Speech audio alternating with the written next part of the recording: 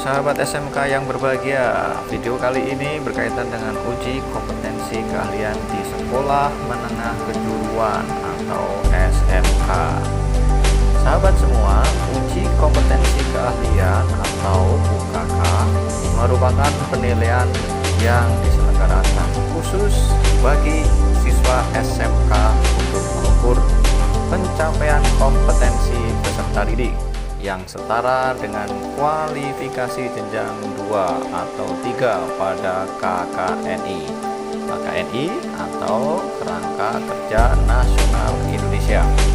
UKK dilaksanakan di akhir masa studi oleh lembaga sertifikasi profesi atau satuan pendidikan terakreditasi bersama mitra dunia usaha dunia industri. Hasil UKK bagi peserta didik akan menjadi indikator ketercapaian standar kompetensi lulusan.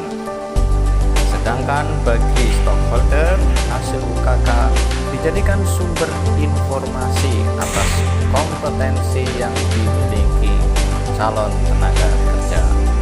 Sahabat SMK yang berbahagia, materi UKK disusun berdasarkan skema sertifikasi sesuai dengan jenjang kualifikasi peserta uji atau kita sebut dengan ASESI yang memuat kemampuan melaksanakan pekerjaan secara spesifik, operasional, dan atau penjaminan mutu. Soal UKK dapat berbentuk penugasan atau bentuk lain yang dinilai secara individual untuk membuat suatu produk sesuai tuntutan standar kompetensi. Nah, dalam pelaksanaan UKK, SMK dapat memilih salah satu atau beberapa dari 6 jenis skema penyelenggaraan ujian. Seperti 1. Ujian melalui sistem sertifikasi Mitra Dudika atau Asosiasi Profesi.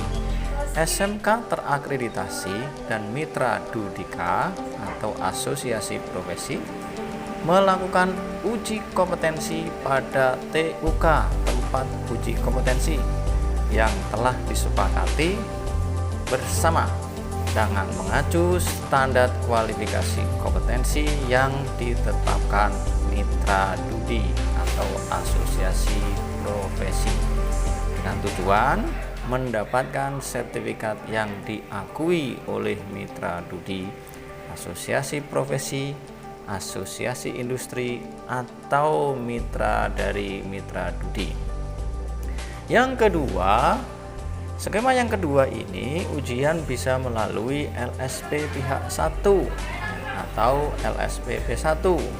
LSP yang didirikan oleh lembaga pendidikan dan atau pelatihan dengan tujuan utama melaksanakan sertifikasi kompetensi kerja terhadap peserta pendidikan pelatihan yang berbasis kompetensi atau sumber daya manusia dari jejaring kerja lembaga induknya sesuai ruang lingkup yang diberikan oleh Badan Nasional Sertifikasi Profesi atau BNSP.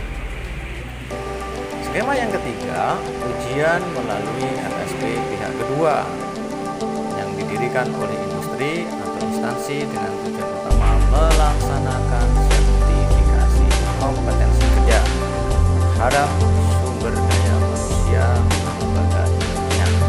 Itu disesuaikan dengan ruang lingkup yang diberikan oleh BNSP. Skema yang keempat, ujian melalui LSP pihak ketiga. Ini juga sesuai dengan ruang lingkup yang diberikan oleh BNSP.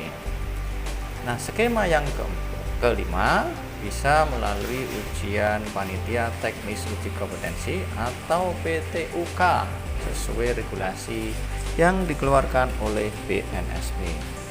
Nah, skema yang mandiri itu menggunakan UKK mandiri.